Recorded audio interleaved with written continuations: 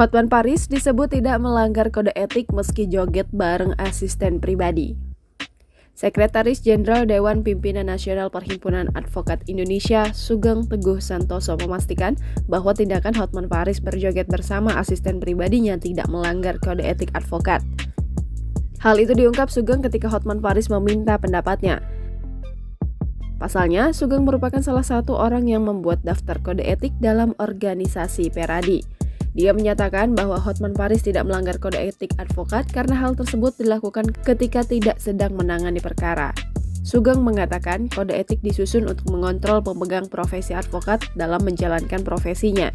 Ia kemudian mencontohkan bagaimana seorang advokat melanggar kode etik. Sugeng juga menyampaikan bahwa kegiatan Hotman Paris berjoget bersama asisten pribadinya masuk ke dalam ranah privasi. Hal itu akan beda soal jika ternyata asisten pribadinya tidak terima untuk dirangkul oleh Hotman. Kemudian hal tersebut juga sah-sah saja dilakukan jika wanita yang berjoget dengan Hotman sudah cukup umur atau dewasa. Mendengar penjelasan Sugeng, Hotman langsung terlihat senyum. Hotman seperti percaya diri bahwa tindakannya bukanlah melanggar kode etik. Sebagaimana diketahui, Hotman terkenal dengan ciri khasnya yang dikelilingi para wanita. Hotman mengaku hal itu dilakukannya sebagai trik marketingnya. Namun belakangan ini, ciri khas Hotman berjoget dengan aspri dan pamer kekayaan menuai pro kontra.